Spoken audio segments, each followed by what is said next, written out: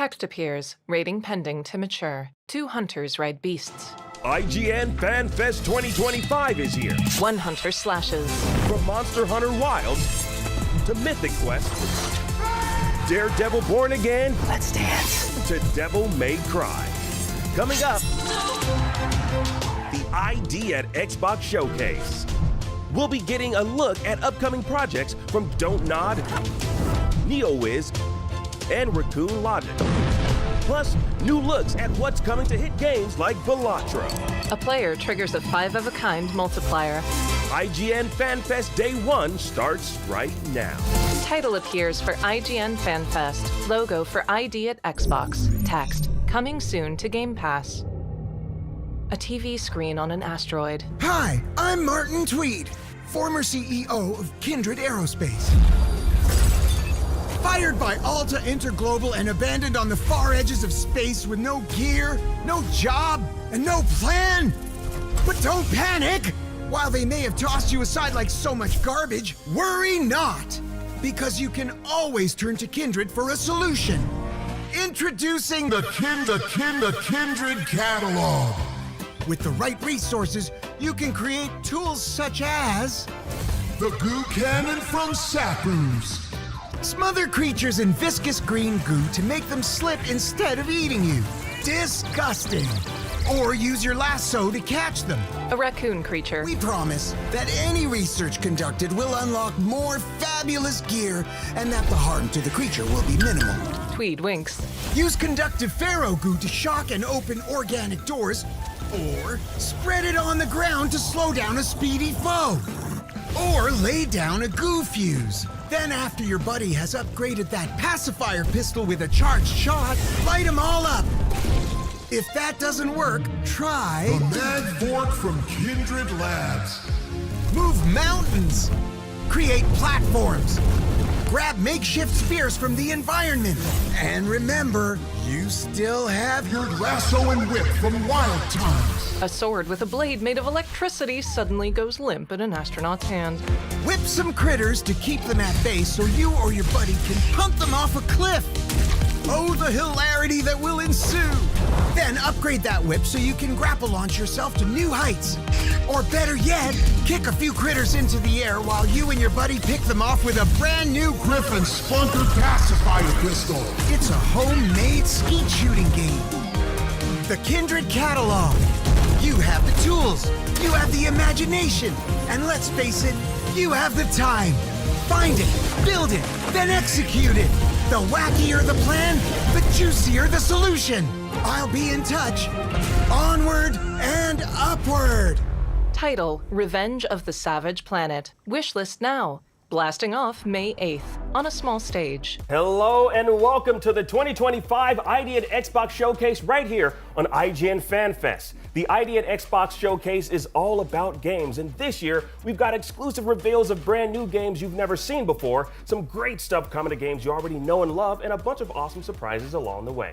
And I'm your host, Akeem. And I'm Alan Wheeler. It's always an honor to join forces with our friends at Xbox to bring you the latest of what Xbox fans will be playing next wherever you play your Xbox games. You just got a brand new look at Revenge of the Savage Planet, the new sci-fi action-adventure game coming your way this May. The ID at Xbox 2025 Showcase is all a part of IGN Fan Fest, which will be going strong all week long, so be sure to tune into that. And we'll have interviews with some of the most talented directors, actors, writers, and game makers in the world, and new looks at things like Daredevil Born Again, Mythic Quest, WWE 2K25, and so much more. And hey, if you missed any of that, don't stress it. You can easily catch up on IGN.com or IGN's YouTube page. But for now, let's get back to the ID at Xbox Showcase with a sneak peek at some big games heading to Xbox in the not-so-distant future. Take a look. Akeem, a black man, and Alan, a white man, both smile. Text, a new 1 to 4 player co-op game. Warning, hostile ships detected. On a ship's bridge, astronauts man their stations. One leaps out of a hatch, then aims a rocket. High in a planet's atmosphere, a fighter pilot grips a joystick. Plasma and rockets zip past. Outside, the astronauts fly past explosions on jetpacks. Later, the ship lands outside a cavern. Inside the cavern, 3 of the astronauts turn toward the 4th, who carries a boombox over one shoulder. Plasma bolts whiz past the team as they retreat to their ship. They trigger an airlock, use a grappling line, then run through fire. Steam clears to reveal a pizza with a large pineapple ring on it. An astronaut takes a slice to the bridge. Upon seeing a massive silhouette above, they drop the pizza slice. Title, Jump Ship. Early access coming summer 2025. Sign up for the closed beta at jumpshipgame.com. IGN ID at Xbox, coming soon to Game Pass. A small silver-haired figure is crushed by various obstacles. Gameplay, side-scrolling platformer. Multicolored text appears. Weaver, wake up. The figure, Weaver, sits up in a windowless industrial chamber overgrown with fungi. Text, Cycle 1. Hooded figures shiver as they surround an altar of bubbling light. Weaver carries a boomerang and flees from skeletons and the hooded figures. A spike wall hits them. Text, Weaver, wake up. Cycle 4. A hologram of a frowning kitten appears. A dialogue box for The Intermind reads, "As you can see, things are not great. The good news is, time is on your side." Text, Cycle 11, Loop sacrificed. The Intermind says, "We're getting closer each time. I can feel it. Keep pushing." A floating chunk of earth tips sideways, sending Weaver falling. Later, they battle hooded figures in a stained glass cathedral. One of the figures says, "Dear child, sweet, stupid child, goodbye, Weaver. May you finally find peace in death." Weaver disappears. Text, Weaver, you got this. Escape the loop, unfold the loop, perfect the loop. Title, Echo Weaver. Play it day 1 with Game Pass. The Intermind smiles. IGN ID at Xbox, coming soon to Game Pass. Rise and shine, little merchant. Wake up. Wake up, Will. In a cozy wooden home, a white-haired boy gets out of bed. Get ready. Your next journey unfolds. A new place to call home. Now wearing a backpack, Will explores. Uncharted lands brimming with peril.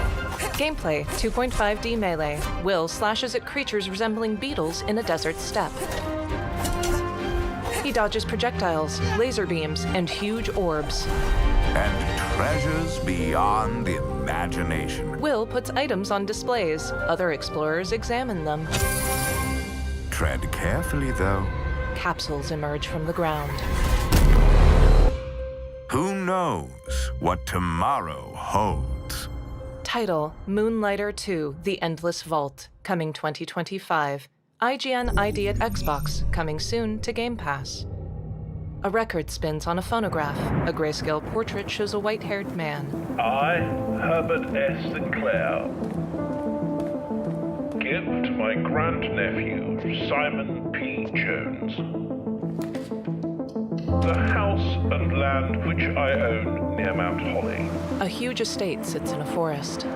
The above provision is contingent on discovering the location of the 46th room of my 45-room estate. Menu appears. Select a floor plan to draft. Any heir worthy of the Sinclair legacy should have no trouble uncovering its whereabouts within a timely manner. The player crafts a metal detector. Should my grandnephew fail to uncover this room, then this gift shall lapse. Herbert S. Sinclair. Title, Blueprints. You just gotta look at Jump Ship, Echo Weaver, Moonlighter 2, The Endless Vault, and Blueprints. You can sign up for the Jump Ship beta today at jumpshipgame.com. And Blueprints, the gorgeous puzzle game, will be arriving day 1 on Xbox Game Pass. Now, believe it or not, we're only just getting started here. Coming up, 4 more games we can't wait to show you. That's right, the 2025 ID Xbox Showcase has tons more game reveals and surprises in store right here on IGN Fan Fest. But first, we need to take a quick break. Stick around. Akeem and Alan grin. Behind them are the logos for IGN, ID at Xbox, and the Army National Guard. Fan Fest is presented by the Army National Guard, serving our communities and helping those in need. Are you ready to make a difference? A cursor types IGN into a Google search bar. A pointer clicks Join Now for IGN Plus. IGN Plus is where your adventure begins. What are you selling? Plus is the place to get unlimited access to all the tools you need to beat your games. Here's what you need to know for bringing down Gloomspawn. Plus, awesome exclusive discounts on IGN Store. Maybe this would tease open your money pouch.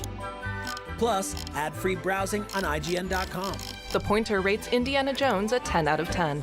Plus, unlimited game help tools like premium interactive maps with your own custom map markers, filters, marker notes, and more. This will come in handy. Plus, access to sweepstakes, giveaways, and free game keys. Wow. Exactly. Want more? Head to IGN.com/plus and start your adventure today. Text, no ads, free games, and discounts on things you actually care about. $29.99 yearly or $4.99 monthly. IGN Store has it all. From clothes and collectibles to vinyl records, accessories, model kits, and action figures from the biggest and best franchises like The Legend of Zelda, Star Wars, Fallout, Dungeons and Dragons, and more. Whatever your pop culture passion, you're guaranteed to find something you love. There are new and exciting products hitting the store every week, like the Wasteland-ready Fallout Vault 33 hoodie, which pairs perfectly with the working wearable Pip-Boy. Plus, high-quality IGN Store exclusives like the powerful and spicy Star Wars Darkside Hot Sauce by Truff. We've even got merchandise for you to rock while tuning in to the IGN shows and podcasts you love. Or cap off a long day by relaxing to the soundtracks of your favorite video games, like Cyberpunk and The Last of Us. And the best part? You don't even need to leave the house to go there. Just head to store.ign.com and start shopping today. The IGN Store. You deserve it. On the small stage, Akeem stands beside a Mecha Break logo. Hey, welcome back to ID at Xbox right here on IGN Fan Fest. Now up next, we have 4 more games we can't wait to show you, starting with Outbound. So let's go. A garage door opens on a sunlit brick home. A brown retro van with a roof rack pulls out, then ambles down a dirt road. Orange grasses and sparse trees give way to green shrubs surrounding a firewatch tower. A side door of the van opens upward to reveal a kitchenette inside. A collapsible wood and plexiglass terrace appear on its roof. A hand picks berries, then mines stone with a pickaxe. Gameplay, first-person exploration and simulator. The player reorganizes the kitchenette with bamboo-style paneling. On the terrace, the player constructs an A-frame transparent roof, then picks tomatoes from a planter.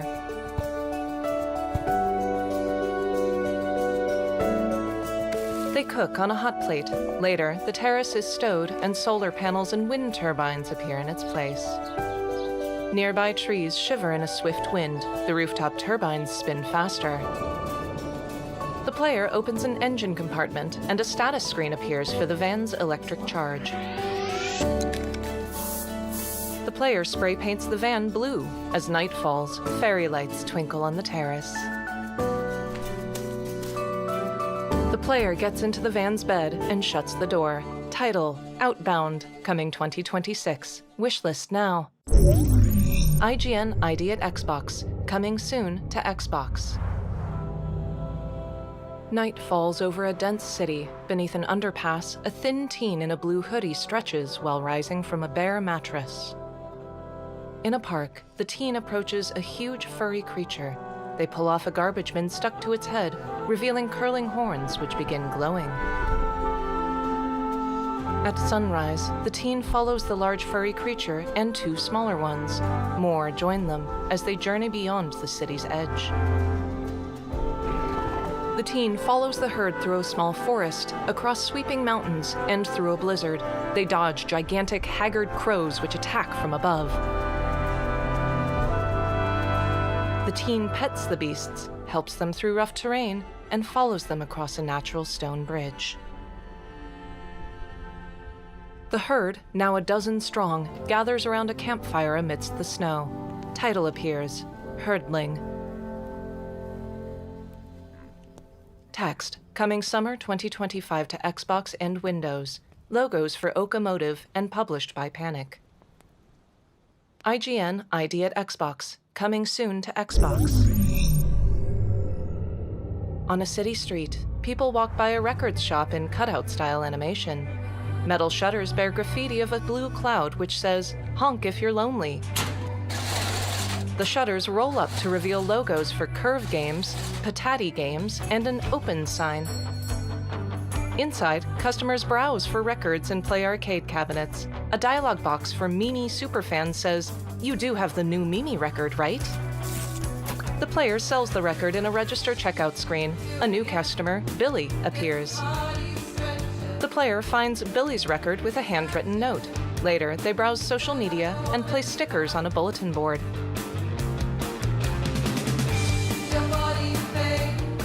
A mascot dad and mascot daughter, Lyra, appear asking for a Mimi album. Morgan says, "Good job, new kid. Time to close up." A title appears as a band sticker, Wax Heads, coming summer 2026. Wishlist now. IGN ID at Xbox, world premiere. Snow falls over white houses with timber framing and steep shingled roofs. Logos appear for Don't Nod and Tiny Bull Studios. A translucent white ghost opens its eyes surrounded by tall grass. Text, "In a world shrouded by loneliness, Ghost awakens." Gameplay, third-person exploration. Ghost approaches a yellow bunny and asks, "Do you really want to travel with me?" The bunny, Da Vinci, replies, "Sure, you can be the soul, I can be the mind. Now where to find some brawn?" Da Vinci follows Ghost. They talk to Mr. Fox, who says, "Can't let two kids wander alone without a grown-up keeping an eye on them."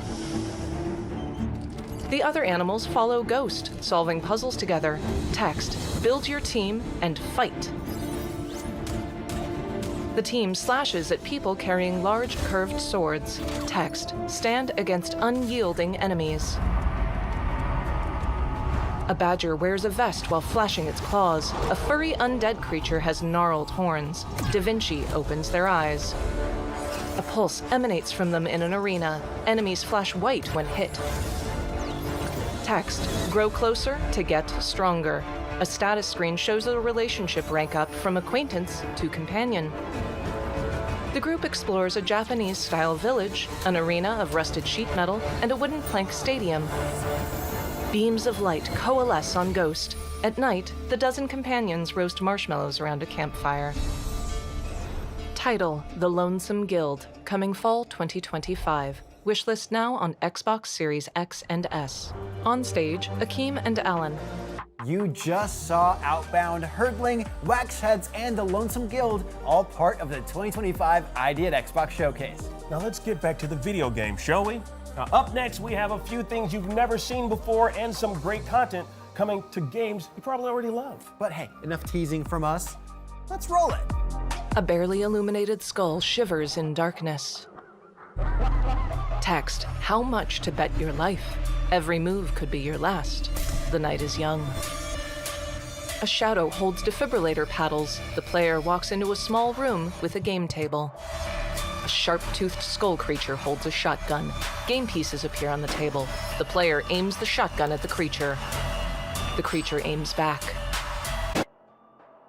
Text, "Or you want to bet against your friends?" The shotgun rests on the center of an octagonal game table. Text, "All in." The shotgun rotates to point at each edge of the game table. Players drink from cans, then fire it at each other. Title, Buckshot Roulette, coming soon to PC and Xbox Game Pass. Logo for Critical Reflex. Two circles of light twinkle in darkness before being engulfed in flame. Three skeletons drift by, followed by illustrations of livestock animals. A hand holds a pistol. Title, Hotel Barcelona. Let the game begin. In a burst of fire, saw blades appear on a red-headed woman's hands.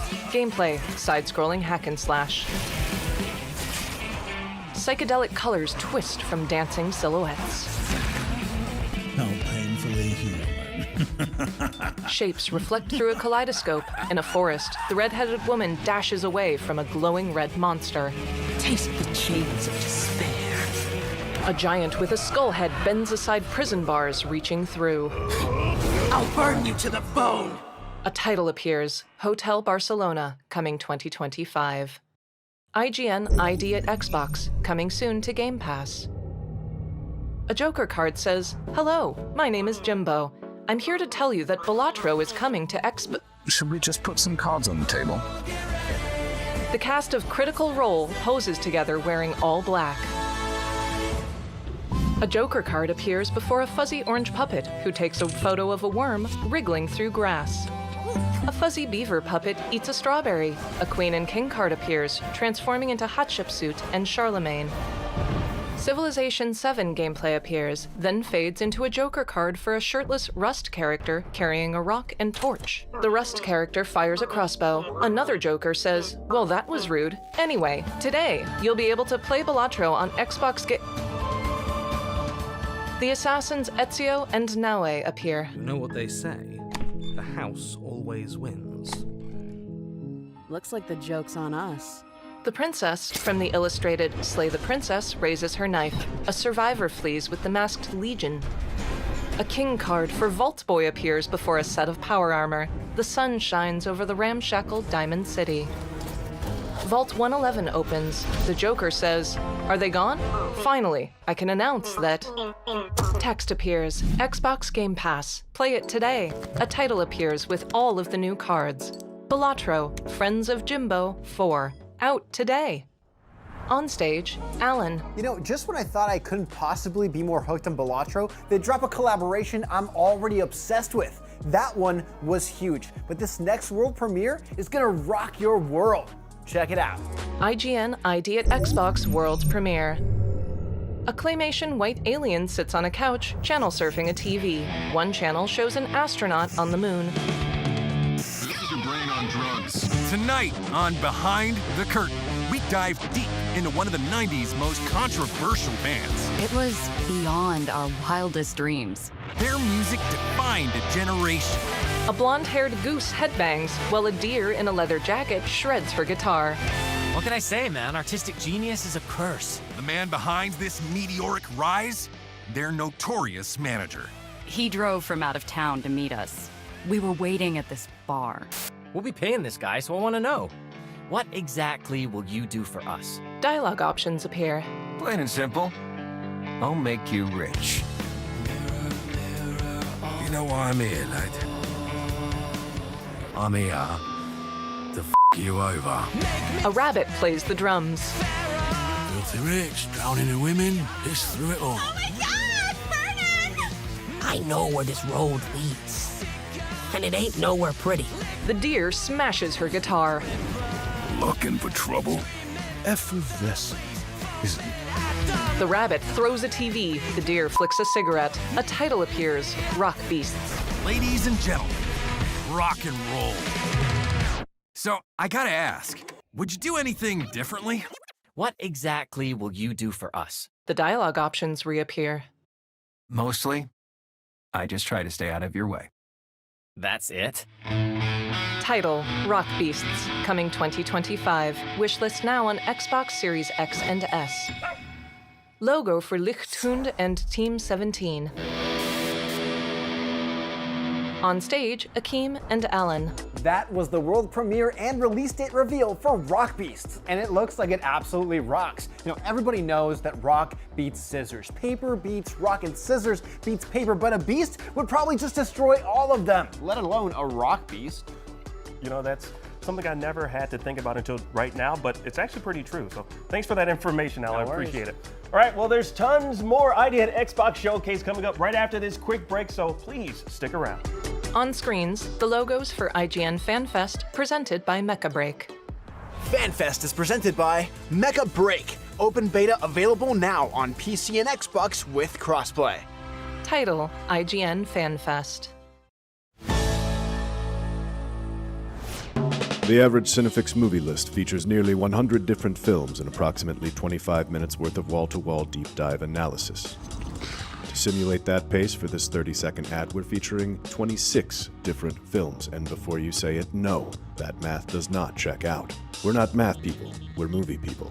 We can't even count down from 10 without ending up at, like, 96. Subscribe to IGN Movies and TV for more Cinefix movie lists. Bad at math, great at movies. In Elden Ring. Can't find that final collectible you're missing? IGN strategy guides and interactive maps are here to help. One step at a time. IGN guides are trusted by millions, easy to use, and best of all, free. IGN has the very best, most complete and accurate guides for Shadow of the Erdtree, Baldur's Gate 3, Tears of the Kingdom, and so much more. See? It's good, right? Every guide is tested and verified for you by experts. Just search for IGN when you search for guides. Titles appear for dozens of games. A cursor types IGN into a Google search bar. A pointer clicks Join Now for IGN Plus. IGN Plus is where your adventure begins. What are you selling? Plus is the place to get unlimited access to all the tools you need to beat your games. Here's what you need to know for bringing down Gloomspawn. Plus awesome exclusive discounts on IGN Store. Maybe this would tease open your money pouch. Plus ad-free browsing on IGN.com. The pointer rates Indiana Jones a 10 out of 10. Plus unlimited game help tools like premium interactive maps with your own custom map markers, filters, marker notes, and more. This will come in handy. Plus access to sweepstakes, giveaways, and free game keys. Wow! Exactly. Want more? Head to IGN.com/plus and start your adventure today. Text, no ads, free games, and discounts on things you actually care about. Welcome back to IGN Xbox on IGN Fan Fest. Up next, 3 more games guaranteed to put a smile on your face, especially if you were fond of a certain rhythm-based strategy series that involved commanding an army of little creatures to the tune of a catchy soundtrack. Sound familiar? Here's a gameplay clip from the upcoming rhythm-based roguelike Ratan. A title screen appears with the title in angular yellow font, Ratan. A colorfully painted city wall arcs behind it. The player selects Play from the options. Side-scrolling gameplay appears of a bunny in white robes who dashes across a stone path beside a lake. The player selects a card called Frosty Smash, then activates a tower at the right edge of a stage. A music sheet appears at the bottom, prompting the player to press face buttons to the beat. Grades appear for each input.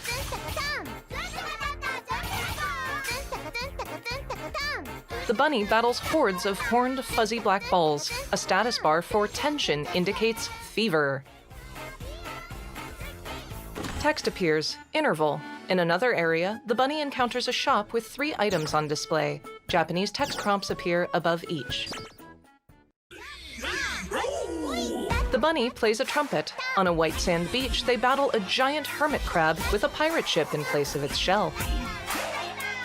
The bunny flees an area highlighted in red just before the hermit crab launches cannons from the pirate ship. A team of 5 backup bunnies mimic the player's movements and inputs. Some charge the hermit crab, while others launch projectiles. The hermit crab fires slow-moving bubbles at the group, catching one bunny who floats away.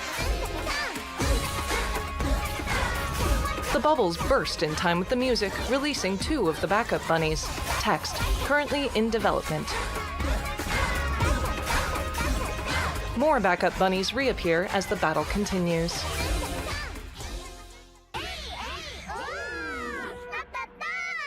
Title appears, Ratan, logo for GameSource Entertainment. IGN ID at Xbox, coming soon to Game Pass. An isometric cutout island hovers in the clouds. The player selects tiny droplet icons from a radial menu. They click a button labeled Music. A young black girl wearing a green dress appears in the corner, waving a conductor's baton. Text appears, from the makers of Unpacking and Cactus, plan the perfect rescue. Pink blob characters traverse player-made blocks to avoid hazards like pitfalls and thickets. The conductor's expression changes from exasperated to victorious. On a multi-tiered island, clusters of flowers bounce to the beat. Text, compose Hana's Melody Garden. Harmonize with the tempopo. The pink blob creatures, Tempopo, bounce on jiggly cubes. Title appears. Tempopo, coming April 17th to Xbox Game Pass. IGN ID at Xbox, coming soon to Xbox. We all keep our favorite moments close to us, somewhere safe. This box holds mine. Welcome to Woodo. This is a cozy, story-driven game about my happiest memory, summer in the countryside. Let me show you. It's simple. Just drag each object to its place, assembling the story, piece by piece, cup to cup, cat to cat. One summer, I was sent to the countryside. You know, a place that's not marked on any map. I used to be such a city girl, always online, always busy. Spending my whole summer in a forsaken village? No thanks. But here I am, surrounded by a gang of geese, clearly thinking they're the biggest deal around here. But who had been feeding them so well? Perhaps a goose grandma who always says they're too skinny? I had to fight a sneaky goat every day from my own backpack, cheered on by the laughter of the tiny yellow goslings. And that's how the story starts. My first day in a sweet village, full of joy, friendly faces, and welcoming warmth from the locals. Lovely place. A wooden fox. But, you know, everything changed when I met Ben. A frog in overalls appears. Title, Woodo, from Daedalic Entertainment. Wishlist me on Xbox Series X and S and PC. That was Tempopo, Ratan, and Woodo. And honestly, saying those three very different game names in a row makes them sound like a roving band of like mischievous elves or three aliens in the very back of a Star Wars cantina. You know what? You might be onto something with that one. Now, we're getting close to the finish line here today, but that doesn't mean we're out of surprises for you just yet. We've got lots more new games to show you, plus a huge update coming to one of the best games of the generation. All this and more as the 2025 ID at Xbox Showcase continues after this break. On screens beside Akeem and Ellen, logo for IGN Fan Fest presented by War Robots Frontiers. Fan Fest is presented by War Robots Frontiers. Pre-register now for an exclusive reward.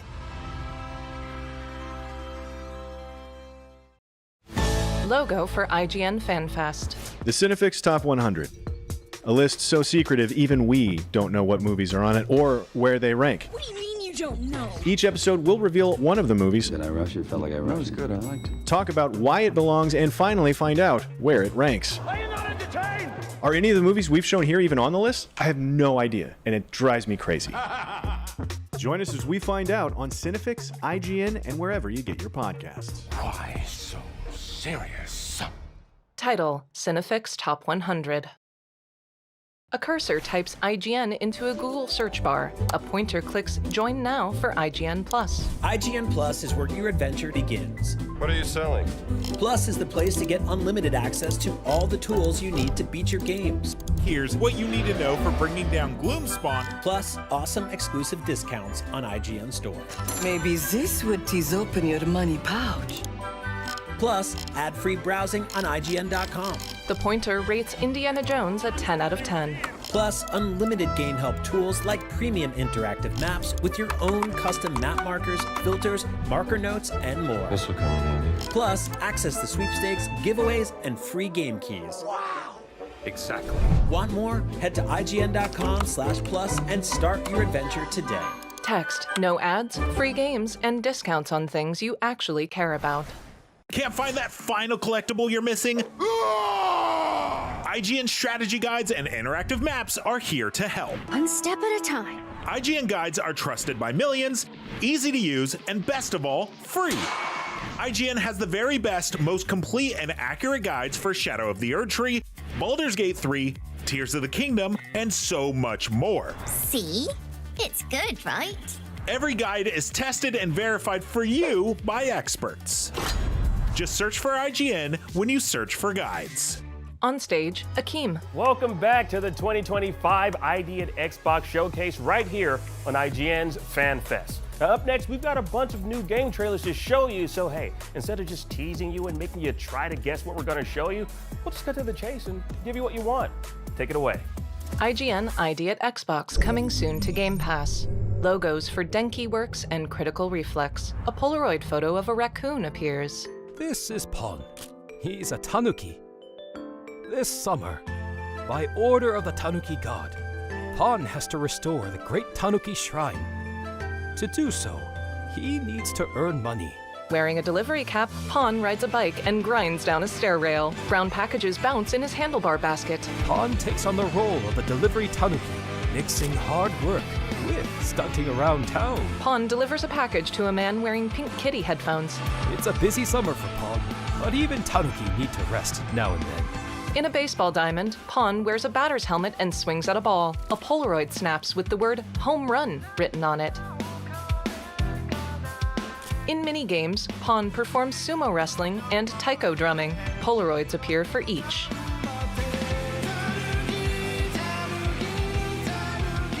Now carrying more packages, Pon bikes up a half-pipe, then twirls his rear wheel around the front handlebars.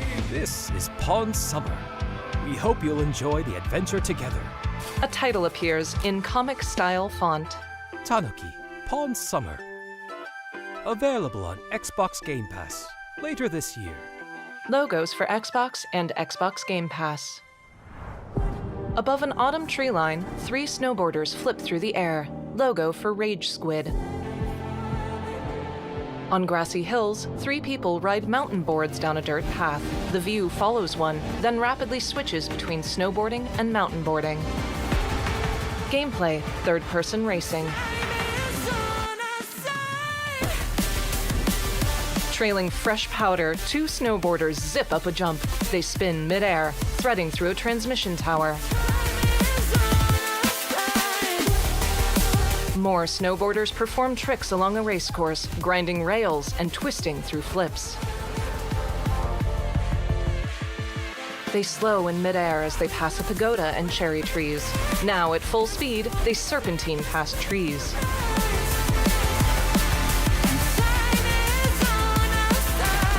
A mountain boarder leaps off a wooden ramp, her white helmet gleaming in the sun.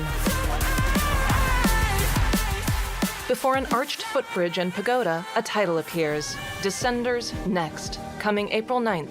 Wishlist now. Text, music provided by Monster Cat. Game Pass, play on day 1. Logos for Disney, Big Fan Games, Devolver Digital, and BitHell. Cora. Beck. Tron. Every grid has its heroes. The Arc grid fractures into the glitch, but one program stands against that storm. EXO. You. Glowing warriors throw discs in an arena. Title appears, Disney Tron Catalyst. A lone figure rides a light cycle down dark streets. A hero is nothing without their grid.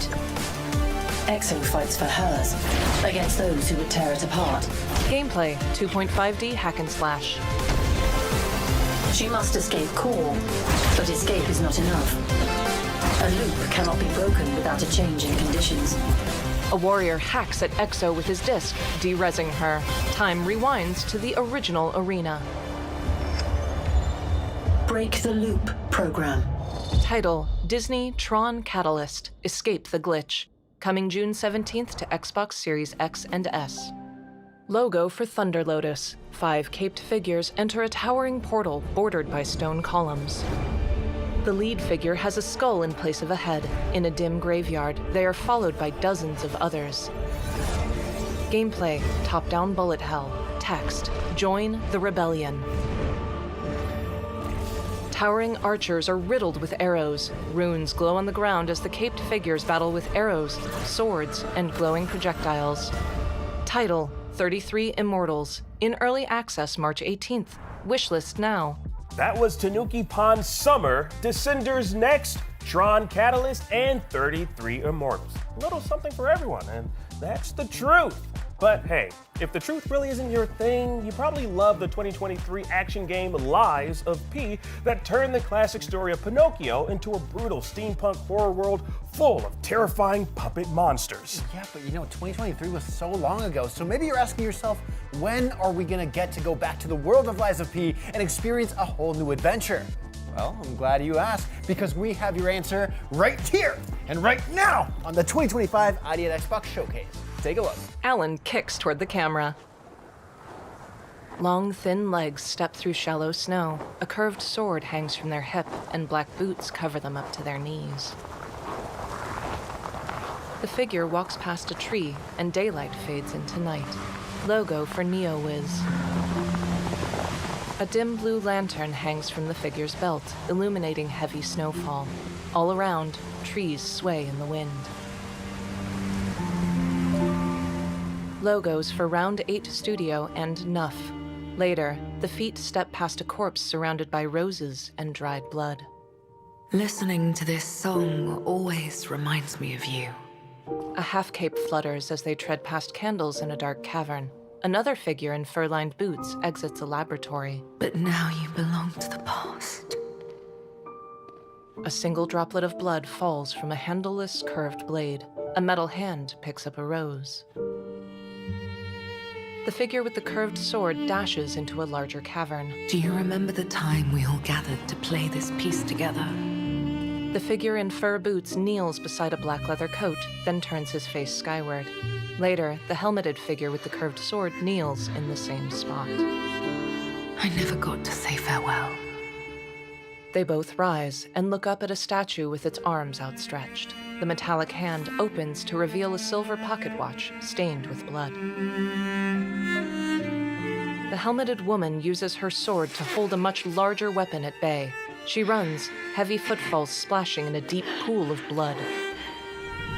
He and the woman fight side by side, slashing at a gigantic bear. I know it changed everything, but we endured. Sprays and droplets of blood scatter from their blades, hanging in the air. At night, both of them approach a manor.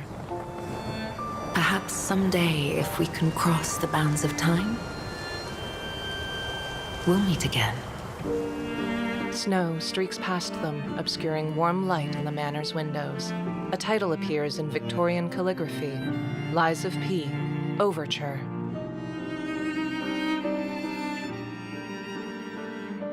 Logo for IGN Fan Fest, presented by Army National Guard. On stage, Akeem and Alan. And there you have it, the exciting reveal of Lies of P Overture from the brilliantly talented team at NeoWiz. That just about wraps us up here at the 2025 ID at Xbox Showcase here on IGN. And it was a blast. Yeah, but wait, if you want even more fun for Xbox fans, stick around, because Unlocked is our weekly Xbox podcast here at IGN, and we've got a whole post show coming your way with special guest Guy Richards, the head of ID at Xbox. And believe it or not, the ID at Xbox Showcase is just day one of IGN Fan Fest, and we've got 4 full days of fantastic stuff just for you, starting at 10 a.m. Pacific time tomorrow, continuing each day all week long. And we'll have new looks at things like Mythic Quest, Daredevil Born Again, WWE 2K25, Alien Rogue Incursion, the new horror comedy The Monkey, and tons more. Check out IGN.com for the full schedule and IGN's YouTube channel for anything you might have missed. But for now, thank you all so much for watching the ID at Xbox Showcase and celebrating all these fantastic game reveals with us at IGN. It's always an honor to partner with Xbox to help bring you the future of Xbox games. We'll see you again very soon. Akeem waves as they both smile. Logo for IGN Fan Fest. 4 people appear in a video call. Welcome to Podcast Unlocked. It is IGN's weekly Xbox show. You just watched the latest ID at Xbox showcase presented by us, IGN, but also, of course, a whole bunch of cool developers and the ID at Xbox team at Microsoft. My name is Ryan McCaffrey joining you. This is officially episode 681 of Podcast Unlocked. And joining me, as always, Michael Hyam. Good to see you, sir. Hi, thanks for having me every week, because you have to have me on every week now. That's right. It's in the contract. It's done. I signed it in blood. There's nothing I can do about it now. You can go off the rails, and I'm stuck with you. Really, that's right. That's what it amounts to. Say less. Miranda Sanchez, I know you're still not feeling great, but just thank you for being here. I know it's been a bit of a tough road for you lately.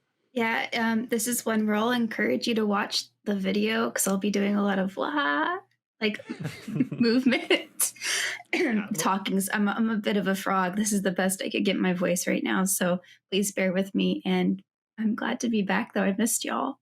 We missed you too, and hopefully your voice has regained its full strength here fairly soon. And then our special guest here, just next to me on the screen, is Guy Richards. He is the ID at Xbox director. Guy, thank you so much for hanging out with us here. Hey, it's cool to be here. Big fan of the show. Been listening for years, drive to work, walking the dog, all that kind of thing. So yeah, really excited to talk about some of the awesome games we've just seen. Well, we've got plenty of them. I mean, I think there were 22 maybe, if I had my count correct, something like that. But I wanted to just kind of start real quick. If you could tell the audience, what does ID at Xbox director mean? Like, because I know like with us, we get the people that aren't in our world, when we try to explain what it is we do, they'll be like, oh, so you play video games all day. And it's like, actually, no. But with you, I actually think I might be guilty of doing what other people do to me, because as the ID at Xbox director, my guess is you play video games all day and try to figure out which ones are a good fit for the ID at Xbox program. So in all seriousness, what sort of does your role encompass? Guy. Yeah, I mean, definitely playing games is part of it, right? But there's a lot more to it than that. There's a lot of boring stuff that I guess goes on behind the scenes in terms of just trying to make it easier for independent developers to come to Xbox.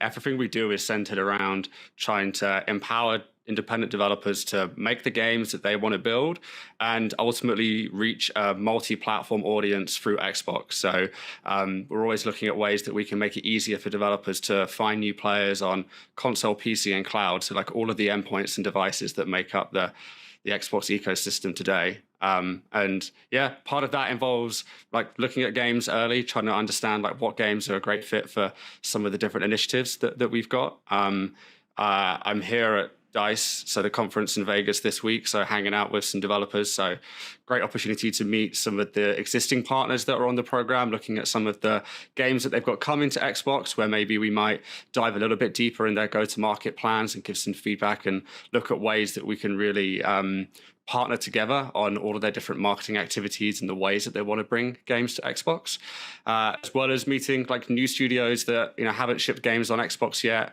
and finding ways that we can help them bring those games to Xbox, so our Xbox fans can experience those games in the future too. So by helping them out, I'm guessing that means in some cases funding. Is it in some cases maybe providing dev kits? Like, kind of, can you give a top level idea of sort of what that means when you're trying to help developers get games to market? Guy blinks. Yeah, so there's a whole host of things that we do, right? So getting access to dev kits, SDKs, technology, all the resources that studios need to build games is one part of it. And any developer that signs up for the ID at Xbox program, where we have more than 5,000 studios worldwide at the moment, they get access to like all the same levels of like technology and kits that like any other studio worldwide does. We then provide a ton of resources and different teams to help studios go through the process of what's required to ship a game on Xbox.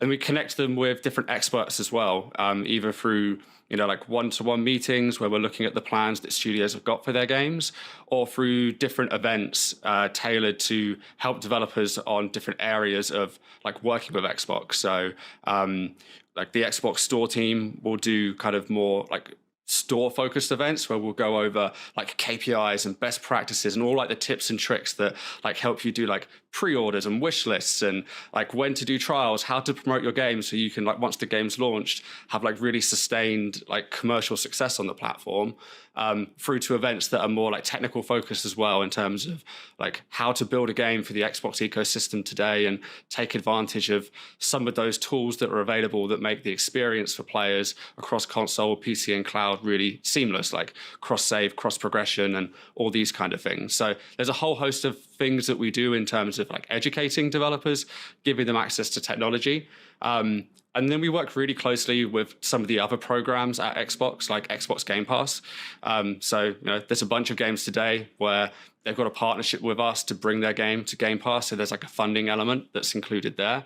And then we have some funding programs within the Idea Xbox team itself, like our developer acceleration program, where we're already supporting over 150 underrepresented creators that are getting either like port funding or prototype funding to kind of bring those ideas to the Xbox audience as well. So gameplay footage. A ton more things that I didn't mention, and I've already mentioned lots. So yeah, there's just a huge amount of ways that we work with studios to make coming to Xbox easier. It sounds like no 2 days are the same for you. Miranda nods. It's a fair thing to say. Yep. I mean, I want to kind of ask something as well that I've been curious as I've gone to a lot of Idea at Xbox events. I think GDC last year, I talked with the developers of Dungeons of Hindenburg, which was pretty big for Idea at Xbox, and that showcase had so many different games from around the world, developers from around the world, and you get to support developers who might not have access to the same resources. I'm like connected to the Southeast Asian game development scene as well, and so I kind of understand the struggles that other regions have with gaining access outside of something like PC, itch.io, or Steam.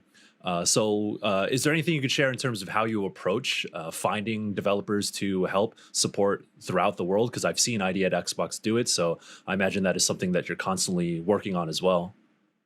Yeah, so we have a global team of Idea Xbox people that are like out there working with studios. Like you mentioned, like Southeast Asia, there is a region that you're connected with. Like that's a really big focus area for us. Xbox has like a dedicated team out there with people in Thailand and Singapore, South Korea, working with studios in that region. And we just had the new DLC for Lies of P from NeoWitz, that are South Korean team. Yep. So we've got, some areas where we have really dedicated support, but a really like global team as well, making sure that we try and get good representation. And on our Indie Selects program, so like some of the dash coverage that we do monthly to celebrate indie games on Xbox, there's a whole South Korean creator channel which is live on the store at the moment. So again, it's not just about finding games in that in those types of regions, but the efforts really carry through like end to end at Xbox. So you're seeing like our marketing and our store teams like really leaning into the work that we're doing to discover more great games from those regions too. And I have to imagine that the smallest dev teams you work with are one person. I imagine a lot of Idea at Xbox creators are one person projects. But like how far does it go the other way? Like what's the largest teams that you work with? Guy smirks. It's pretty varied, right? So we definitely have studios which can be as small as one person. And then we get up to some of the world's like biggest independent developers that are in the regions of having like hundreds of people making games for them at the same time, right? And I think even if we look at the showcase today, like there's a great variety of content and different ways that games are coming to Xbox. There's studios that have worked with us before that are self-publishing. There's new studios. There's some of some of the industry's leading like independent publishers like Team 17 with titles in there. We're supporting up and coming publishers like Cult Games, which have got 2 games in the showcase. So there's lots of different types of studios, different ways that games can come to Xbox, and we really work to provide the flexibility for whatever way like a game wants to come to Xbox. We can support it. Miranda. Now, sorry, Miranda, please go ahead. Sorry, I was just going to say, I think one of the things I appreciate most, as we saw in the presentation, is that you guys always do such a great job of selecting such a wide variety of kinds of games too, and really championing, I think, games for all ages as well, which is kind of a big thing. I don't have kids, but I was a kid once, and know like having been a kid, like looking at Xbox, I was like, oh, that's like the adult machine. But I think with Idea Xbox, I've seen more and more games that are a little bit more kid friendly come to Xbox and be like really championed in a way and very visible, that I think is really important to make it feel a little bit more welcoming to all kinds of people who want to play all kinds of games. She smiles. Yeah, definitely. Like we want to make sure there's a game for everyone and an audience for every game, right? And like we can't always predict like what the size of that audience is going to be, but it's really important to us that every developer has an equal shot of reaching that audience and having success on the platform. So yeah, I'm just seeing the video for Tempopo rolling at the moment, and like something like this, right? Like really accessible, yeah, like really looking forward to playing this one. Yeah, it's so cute, but also still complex enough to be like, oh, like there's some sort of puzzle element to it and like creativity. And I think those are the really special games to find. And I think without, you guys being able to help champion them, it's kind of hard to find them. So yeah, I love ID at Xbox, so. Also, I was going to say, like, the music too on this one, like, once you listen to it, you just can't get it out of your head. It's so catchy. You just feel like humming it all day. To follow up on Miranda's point, I'm curious, is there a conscious, active curation that goes on where, like, do you take notice of, oh, we're signing a lot of deck building roguelites. But not very many of physics puzzle platformers. Let's look at some, or is it more just kind of whatever the developers are submitting? I'm just sort of curious how you approach it in terms of the curation for the program. Woodo footage. Yeah, so for the program all up, we're really broad in the approach, right? It's like, we want every developer to be able to bring their game to Xbox. And if that means that we end up with, like 10 puzzle games in a specific like genre and theme, then like that's cool, right? Because we're like opening up the platform for like those developers to be creative and all have an equal shot at reaching an audience. I think when we start to look at some of the initiatives, like, a showcase like this or some of the other showcases that we do throughout the year, or the way that, we work really closely with the Game Pass team to select which content's coming into the subscription service, then I think we start to think about some of those things, right? Like, how many games have we got in a specific genre? Are there some gaps in the portfolio that we want to lean into at any specific moments in time? So, depending on the initiative, depending on like how we're talking to developers, we can think about it in different ways. Ryan. Well, we've got a ton of games to dive into. I guess we can leave you alone for a little bit. We'll pepper you with questions as we go, but let's talk about these games that we just saw in this showcase. I'm going to selfishly just pull the host card and start with my favorite game of this whole thing, which I knew was going to be my favorite going in. Not that there weren't other cool ones, but it's because I've already played this game. I played it a year ago, did a preview. I sat down knowing nothing about it at GDC last year. It blew me away, did a preview, and that preview totally blew up. So everybody else thought it was super cool, and that's Jump Ship. So can you... Guy, before I want to get some impressions of Jump Ship from Miranda and Michael as well, but first, Guy, can you talk a little bit about working with the team there? You talked about various team sizes. I think they said they're like 10 or 12 people right now, but can you talk about like meeting them and seeing their game for the first time? Yeah, so it's a 10-person team from Sweden. The co-founders, Daniel and Philip, both come from, or Daniel comes from Coffee Stain and Mojang, and Philip from Hazelight. So, like, we've known the team for a long time before. In fact, I've worked with Daniel when I first joined Xbox, helping to bring Deep Rock Galactic to Xbox when he was at Coffee Stain. So we go a long way back. And like when they first started the studio, they started sending us some gifts of the game whilst it was early in development, and we just looked awesome. So we wanted to find a way to help them bring the game to Xbox. I think ever since we first tried the game, we realized how ambitious the project was for a team of that size, and I think that you can see that in the video today. And the Nordics as a region, I think, has such a strong heritage in co-op experiences. If you look at some of the games again, like the games from Hazelight, It Takes Two, with games like Dark Tide and Payday, all coming from Swedish developers that really lean into co-op experiences. And I think this is just them taking it's their take on what the region is really, really strong at. It's got Sea of Thieves vibes in it. Mm-hmm. So yeah, it's one we're super excited about. Michael, what'd you think of this one? I think there's a pretty big appetite for pineapple pizza, Ryan. So you need to watch what you say about it on your notes over here. I'm looking at it. But I also think there's an appetite for this kind of game. I mean, there's, co-op experiences are always welcome around these parts, of course. But I think in the advent of something like Helldivers, I think having a lighthearted experience that is also intense in a way, because that game is not necessarily easy to jump into, but you really got to be on top of things. And I'm getting some of that impression looking at Jump Ship, and I know that you've played it, Ryan, and kind of likened it to Left 4 Dead in space with a few other elements on top of that.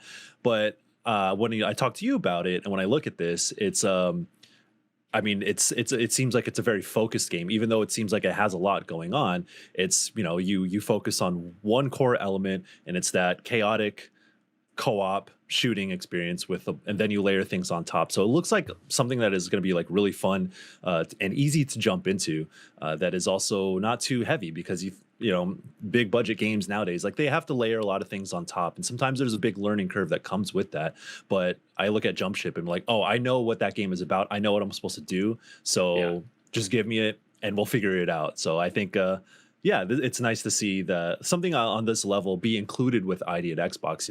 You have the deck builders, you have the isometric action games, you have like the Metroidvania style side scrollers too, but then you also get like a full-on co-op shooter alongside all of those. So that speaks to the variety, and also the level of production value that you get from different games as well.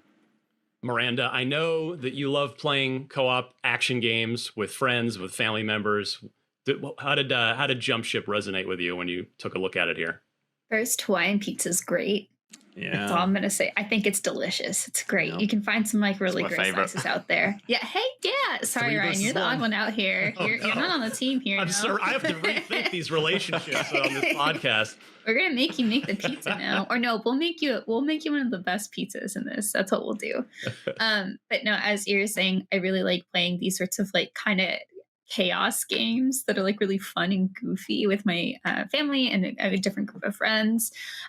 So I was looking at this, and I've been really into content warning with my siblings, and it's also just very like frantic, goofy, weird. Like there's just like a lot going on, but this is obviously on a very different scale. And I was like, man, we're gonna play the heck out of this. Like, this is gonna be so much fun. And I think the fact that it's coming out for early access in summer too is just perfect. Like, this is the perfect summer game. Yes. Like, I just want to dive in. We're gonna get the pizza. Everyone's gonna have a pizza, and we're gonna just sit back and have a great time and just laugh at each other.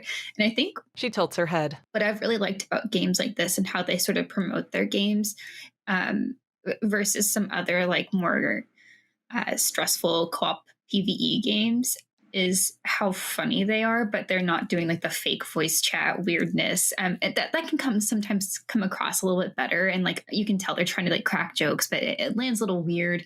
But this one, it's all about like just the presence of how they've put together this game. And I think that speaks like so loudly. And so I think that's just something I'm really excited for too. Yeah, our producer Ty, I don't know if we want to pull up my preview from last year and roll that as some other. I mean, granted, it's year-old footage, but just like for those that, I think the trailer does a pretty good job of conveying. But if you hadn't seen my preview from last year, or you're not familiar with this, it really is.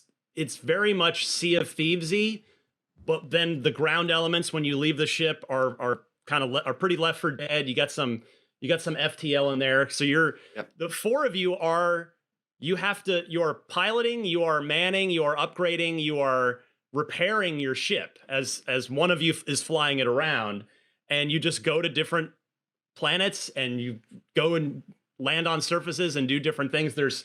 You got a quick glimpse in there in the trailer of space combat as well. Like there's just a really easy, natural co-op mechanic to this, which I think is one reason that it resonated with me so well. Guy, when I know you mentioned that when you first started talking to these guys, they're sending you GIFs over email, so you just get a quick little sample. But when they actually sent you a build for the first time and you played this for the first time, had you already signed them at that point, or is that like you play it and then you instantly go, I need to sign these guys right now? Guy smiles. Yeah, so we run a playtest with the team. I think sometimes developers send us a build and we can just jump in our own time to check it out. But yeah, with this one, like the team arranged a playtest with us. It was pretty early, right? So it was helpful having them there to guide us through the experience. But yeah, just like we had so much fun with it. The coordination that's involved between like you and all your teammates on this one, I think creates for some really emergent gameplay situations, because you've all got your like different tasks and role and jobs that you need to do, like while you're like flying the ship and like somebody's like manning the gunner, like all that kind of stuff. So yeah, that was really fun. And what I love about this game too is it's not like a job where you just have to play it every night or you're going to fall behind. Like you can just jump in with your friends anytime you want. What a relief. Have a good time. Yes. Yeah. So, yeah, Miranda, you mentioned great point about summer for the early access on this. That is the perfect time. And quite frankly, that might be the only time that this game has a chance to get noticed this year with how busy it is. But yeah, so I highly recommend people sign up for that closed beta, which was mentioned at the end of the new trailer in this showcase. The URL was there. It was jumpshipgame.com. So do take a look at that. Michael Hyam, which game from this showcase we just watched should we jump to next? Ooh, maybe it's not the one that will. Well, actually, I think this one will jump out visually. Is Blueprints. Blueprints, as in like royalty, but you're messing around with a house and messing around with layouts. It's like a puzzle game. Blueprints has really caught my eye. I think I've heard of it beforehand, but I think this was the most that we saw of it. This game looks pretty sick. I mean, you have the notes that it has like a Telltale style like art design to it, but something like this where you like really manipulate a 3D space and you choose like all these different rooms, you go through them. And so there's a lot of like puzzle elements to this. And then just going around this creepy house, solving these mind-bending puzzles and how the rooms change from one to another. Like this is an example of, I think, the variety that you get and the creativity that you get from games that are more focused on a smaller scale that ID at Xbox showcases. So yeah, is there anything more that you could tell us about Blueprints and like the journey in showcasing it here? And is there anything behind the scenes that we might not get from the trailer that we should know? It's coming soon for April 10th as well. So yeah, I just kind of want to know a little bit more about what I'd be getting into with this one. Yeah, I mean, you did a great job at explaining the game there. I think one of the really unique things here is about like how you can manipulate the house and all the rooms in the house change, creating for different journeys through the game. The publisher Raw Fury is a partner of Xbox that we've been working very closely with since they first like set themselves up as a publisher. Must have been about over 10 years ago now. We worked really closely on some of their first games, like Kingdom 2 Crowns coming to Xbox as well. And yeah, Blueprints looks awesome. I think some of the demos have been really popular. It's got like a lot of anticipation from fans already across the industry. And looking forward to playing this game day one when it comes to Xbox Game Pass. And yeah, it's awesome that they're able to be in a position to finally announce the release date as well. Sweet. And it looks like it's probably not spooky, because I know Miranda's not. If it's spooky, she's out, I think. No, it depends on the spooky. If it's like violent spooky, maybe that's fine. Maybe if it's like, these guys are creepy, but they're my best friends, like that's fine. But if it's like jump scare, no. But this is great. Gothic, puzzly, beautifully moody. That's what I want. Yeah. How much have you played so far? I've played a demo build. It's probably played about 20-30 minutes of it myself personally, but I know people in the team have played a ton of it already. Yeah, I would say this is more like a bit like spooky and mysterious versus like jump scare and all that kind of stuff. So should be good for you, Miranda. Excellent. Miranda, which game should we jump to next? What do we want to talk about next from the showcase? It's really hard. I have I take a lot of, someone said, oh, you just look at your phone. I'm like, no, I'm looking at my notes. I have written notes by hand for every episode. Anyway, I would say the next one would be Tanuki Pon Summer. Oh, so cute. I love it. There's so many I loved in this, and I was like, That one. Miranda covers her mouth with her sleeve. Jumps out at you, Miranda. Not to make you talk too much here. Yeah, But. sorry, I needed a little break there. But obviously the animation in this is just gorgeous, and of course, like the animation special scenes are a little bit different from the gameplay, which also just reminds me of Katamari, like just like the vibes and the look of this town. I also, again, I think what I'm looking for here are just like interesting, lighthearted, and goofy things where you're like doing, shred. It's so funny. You're just doing crazy tricks trying to deliver stuff as a little Tanuki, and it's also featured in this trailer like some like little mini games you're gonna play. As we see right now, if you're watching, you do some like baseball, and then you're also gonna, that could also just be a quick thing. But then there's some funny sumo stuff going on. Like I love like a good mini game embedded into like a larger adventure, and this kind of reminded me a little bit of Little Kitty Big City in a way, of how like there's something you have to do, but there's just so much to explore, and even then it's like a really like a bite-sized experience in that exploration, so you still feel like you have that freedom to find weird and cool things and little mysteries, but not be overwhelmed because it's not massive. And I think that's something I want. So even though it's like a late 2025, which is going to be, we don't have a lot of like definitive dates, but knowing that it's going to be a pretty busy end of the year, this is one that I put a pin in, and I'm like, I'm going to find you. I'm going to find you in that wave of massive games coming out, because this is what I want to play. It's very cute. Yeah, this looked like a more interesting package delivery game to me than, say, Death Stranding. Oh! Hey. Death Stranding taking some shots now. I like Death Stranding too. I like delivering packages. What can I say? This is absolutely adorable, and yeah, it's clearly like a no stress game too, which I think is just nice when you're playing a bunch of deep RPGs and dramas. Like right now, I'm in the middle of Avowed, which we're going to talk about, or we talked about on last episode. So yeah, this will be a nice palate cleanser. Like look how fun and adorable this game is. Mr. Hyam, your reactions on this one? This is my kind of thing. I love cute. The thing too, like Miranda said, this is Dave Mirra's BMX on top of a bunch of mini games, on top of being cute, on top of being a package delivery game. So I guess I'm just curious, Guy, like how do all these, if you could speak to it, how do all these seemingly disparate elements come together for this game? Like in what context am I playing baseball and then sumo wrestling and then doing a bunch of tricks on my bike to deliver things? Not that I'm complaining about it, but I'm just curious how it all fits together.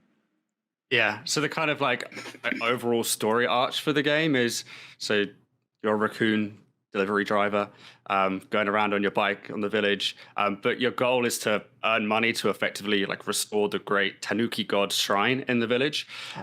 So you'll see that you'll do the bikes and the tricks to help you get around the village. There's like mini games that you'll discover on that journey as well. Yeah, this one's just really charming. Like just see the artwork, you see the game. It just looks like something which just really chill and wholesome to play. So yeah, we fell in love with this one pretty early. Ryan raises his eyebrows. Chill and awesome and stress-free and charm. Those are all things, I feel like the older I get, the more I value those things in games. Maybe it's just because it's nice escapism sometimes, but yeah, this one looks great. So super cool that it's launching straight into Game Pass towards the end of the year here. All right, Guy, you're our special guest this week. I want to give you the next choice. Which game from our showcase shall we talk a little bit about next? Guy grins. Descenders Next would be a fun one to chat about. So it's the sequel to Descenders from Rage Squid in the Netherlands. And the previous game, Descenders, we had a really close relationship with them on that one. So that game launched into game preview. So they did early access on Xbox. So they wanted to build that game with getting community feedback. And then when it left game preview, it launched into Xbox Game Pass on day one. And it was actually the first time we had done that at Xbox with one of our partners. So that was like a pretty big thing. Like we worked closely with Mike Rose and the team, the publishing team at No More Robots to talk about how that could work and see if they were interested in it. And like they were really, really keen to do it. And that influx of players that the game got day one, like really like accelerated the growth of that game, not just on Xbox, but like across the whole industry as well. And, you know, Mike and the team have been really, really vocal about that. So with Descenders Next, like it's got more extreme sports. There's the dirt boarding. They've got snowboarding in there as well. It just looks like really epic, and it's great to see the team like adding like more real-time multiplayer into it as well.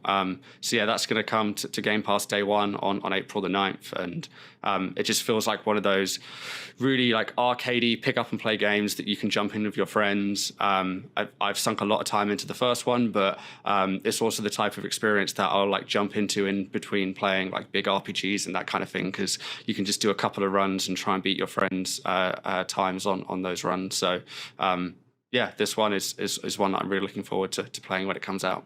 Yeah, I really like, this is like a weird thing to point out maybe, but the what appears to be the gameplay camera angle, like it feels like the camera's a little low. Maybe it's just for the trailer and it's just a cinematic thing and the game's not actually like this, but I hope it is, because I really like this kind of slightly lower angle that a lot of these shots have. But yeah, this looks super just approachable, super pick up and play, good times. And it's right around the corner. This game's out in like a month and a half. It's less than 2 months from now. So yeah, good stuff. All right. Well, we should go back. The game we kicked off with, Revenge of the Savage Planet. This one, ton of charm.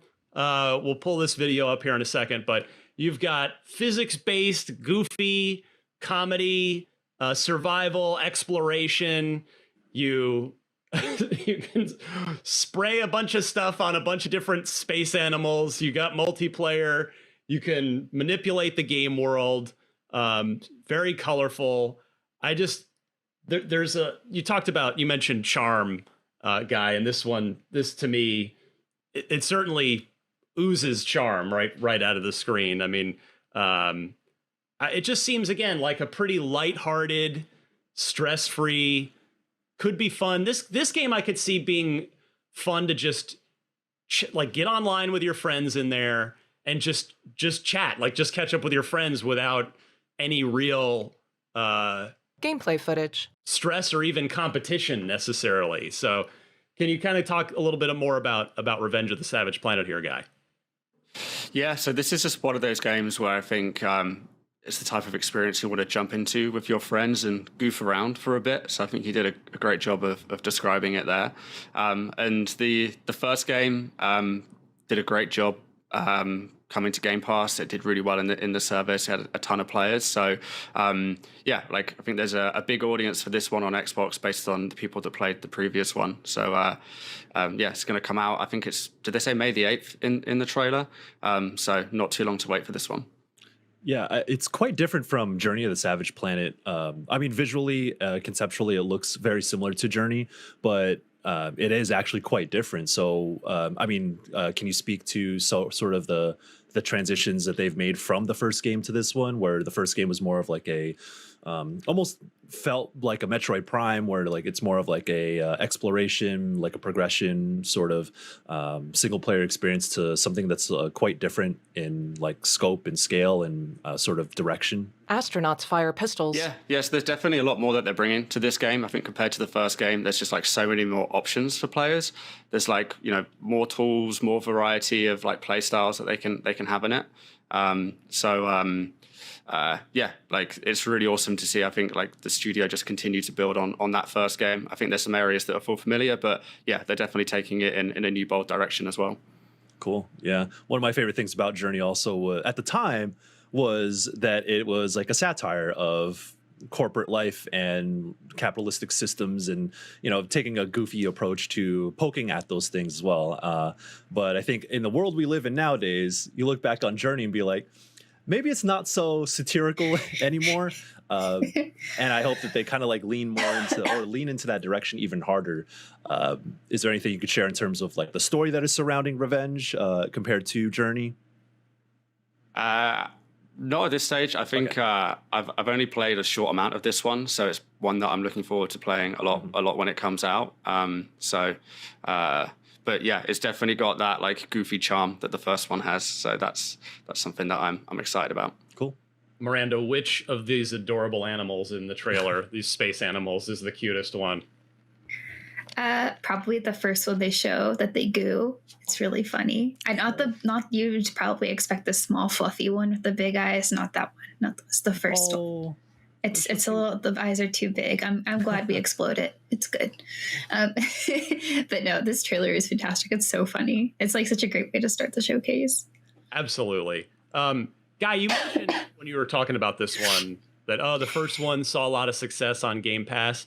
To kind of take a quick mini tangent here before we get back to talking about the rest of the games, I'm curious, what does that mean in the sense of, because in a pre-Game Pass traditional historical gaming model, it's just how many copies did it sell? But with Game Pass, where you can buy a game in Game Pass for a discount, and I'm sure that's one of the metrics you look at, but like when you say it did well in Game Pass, talking about Journey to the Savage Planet, like, does that mean, is it like a Netflix thing where it's like one of the more played games in ID at Xbox on Game Pass? Or I know you can't speak to like specific numbers, but can you speak maybe a little bit to holistically how you look at and measure success when it comes to the ID at Xbox program, and maybe specifically as it pertains to Game Pass? Michael nods along. Yeah, I think it's important to note that success can look different for any game and any developer, whether that's on Xbox or in Game Pass as well, right? So, if you take a game like Journey to the Savage Planet, you can look at like how many people played the game in Game Pass, like how long they played it for, like the sort of like player behaviors whilst the game was in the service as well, right? Like how often they came back and played it, like all these types of things, right? So there's a ton of different metrics that we can consider towards that. But yeah, like different games have like different ways to be successful on the platform and in Game Pass. Like we're just looking at like the Tanuki, right? Yeah. I think it's awesome that people can like jump into that game. It acts like a palate cleanser. I think that, having that game in the service alongside like Xbox's first party titles as well, right? There's like a ton of different roles that content can have in providing the depth and breadth of experiences that makes for like a really awesome like quality catalog of content. So yeah, like success could look different for different developers, and the first one did really well. We're really happy with the amount of fans it had on Xbox and with Game Pass, and that definitely contributes towards us wanting to work again on the sequel, right? Good stuff. Miranda, back to you. Which game would you like to talk about next of the many, many games in this showcase? Outbound, which is obviously such a me game. Oh. Speaking of other like kind of comfortable, fun games, palate cleansers, sometimes as far as palate cleansers go, I'll actually look for games that have like super short experiences as well that I can play in between. Say like if I have like 4 hours of meetings, I'm like, I just need to like rinse out my brain. This is not quite that, but I think I look for like other sorts of cozy games, whether it's like after a really long day or something. And this one just feels like it's got the customization. It's obviously got this like cute camper. I can't tell you how many like there's a lot of cute camper videos on YouTube, guys. People restore their campers and make really cool things. And now you can do this and make a little greenhouse on top, which is even better.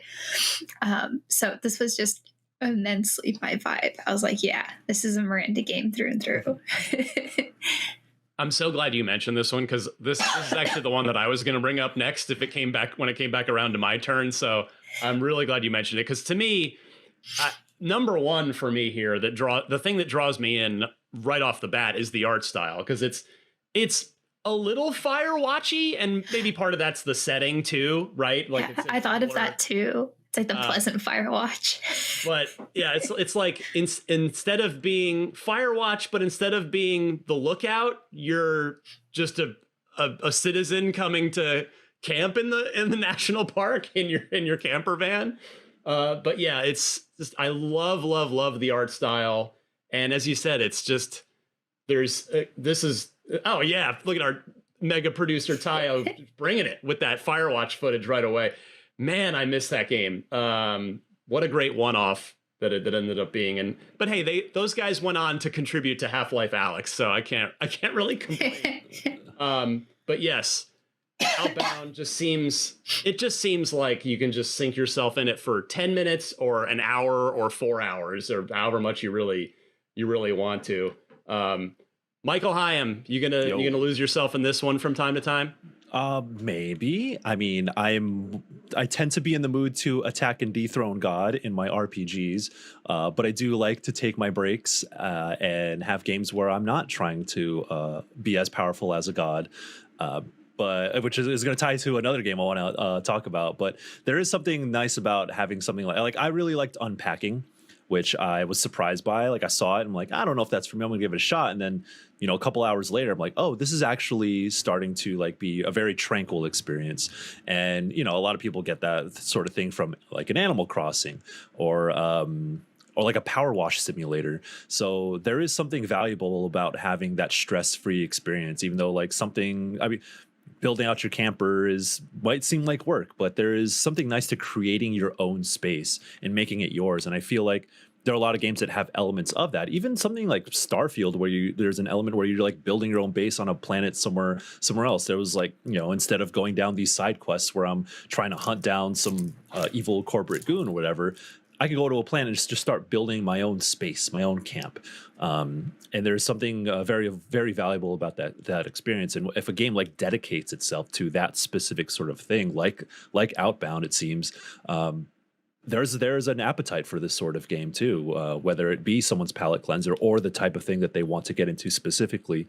So it's always nice to see more and more games like this, because with each one, none of these games are one-to-one copying each other, right? Developers don't do that, but they do take inspiration, and on top of that, they do their own unique thing on top of that. So that's how you get innovation in mechanics, and they might be similar in taste and in look, but I think through that you get a lot more interesting mechanics. Or they're trying to mix things up with building, with crafting, planting your own vegetables and stuff, and I don't know if there's a survival element to it, but there's always iteration, there's always innovation on top of what we've already had. So the more and more games I see like this, I think that the more variety that you'll get, and you'll see the genre being pushed forward as well.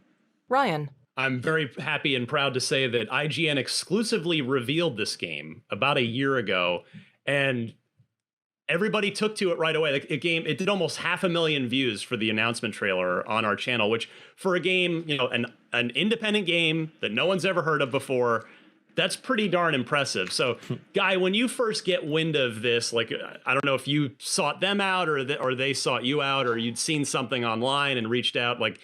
How important is that sort of first impression, both for you and then trying to think about it as when the game actually comes out? Yeah.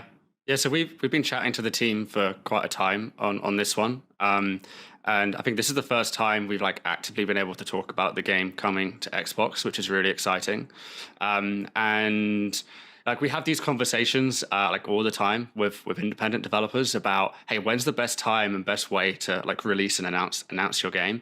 I think this is a situation where we love the game since the moment we saw it before it was announced, but them partnering with you on the exclusive announcement and the anticipation that's been able to create for the game, we pick up on that as well, right? We're following reactions to game in the media and from players as well.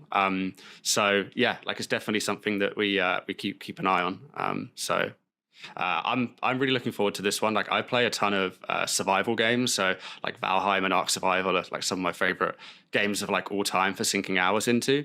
And whilst this game doesn't have the survival elements, it's got that open world exploration and the crafting piece. So it's almost the go in, design, craft, build your camper van. It's the kind of most relaxing parts of those games without the stress. So yeah, this one I think is one I'll definitely be playing a lot of. Michael, throw a game out. What do you got? I was talking about attacking and dethroning God. So the one game I'm curious about now that I've seen it multiple times, is 33 Immortals, which I first played during the summer of 2023, I believe. Yep, me too. I was there as well. You were in that room. I remember that because I was like, oh, that's Ryan McCaffrey. He doesn't know me, but I know him.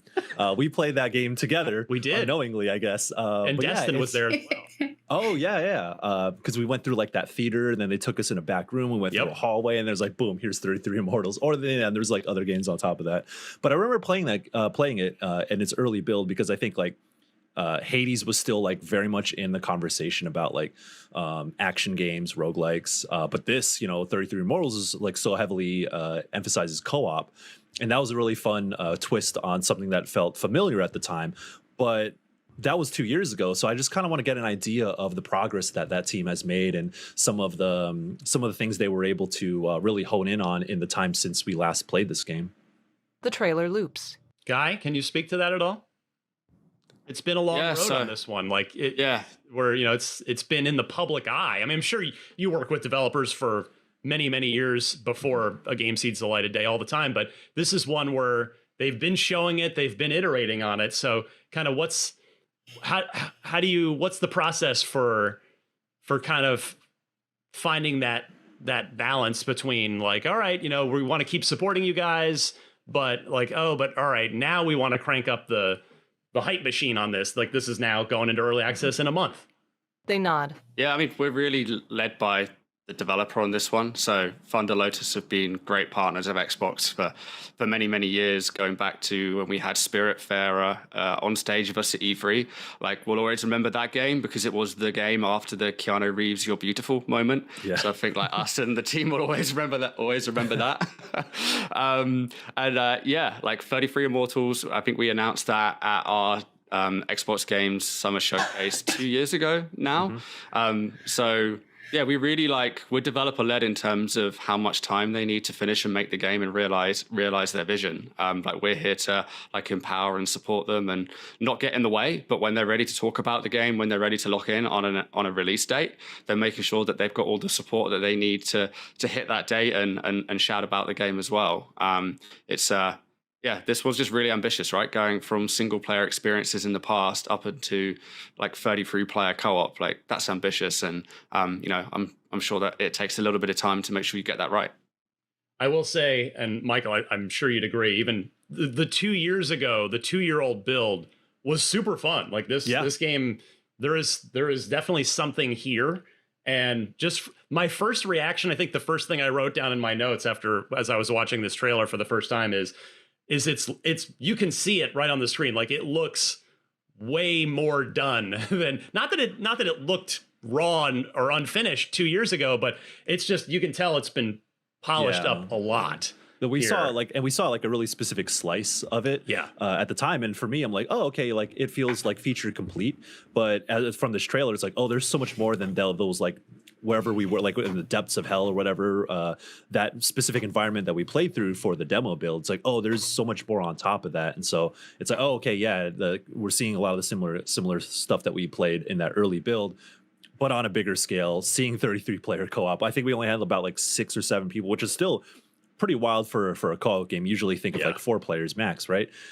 So yeah, it feels like that, oh, okay, this is the full extension of the idea of the game starting to come together in full scale. And so and it being early access too, I think there's just a lot of benefit for this style of game. There's a lot of benefit in going into early access. I mean, I mentioned Hades, of course, and that game was built off the back of continually iterating through an early access program. And something like Game Pass, it feels like it gives them the room to kind of, based on community feedback, based on extra ideas that they weren't able to put in the early access build, games like this have a lot of room to evolve, even when the core idea is already strong.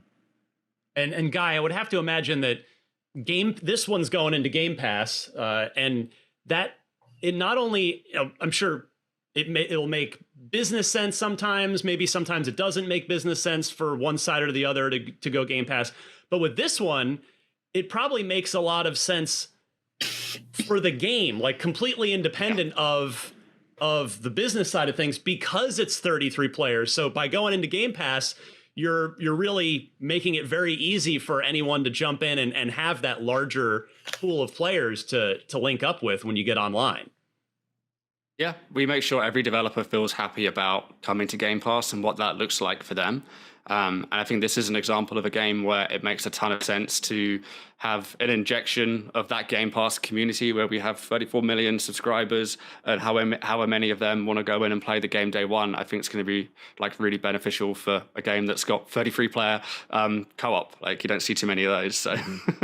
Well, the as we're running out of time here, the last game that I want to talk about is probably the most Ryan game in the showcase, which is Herdling.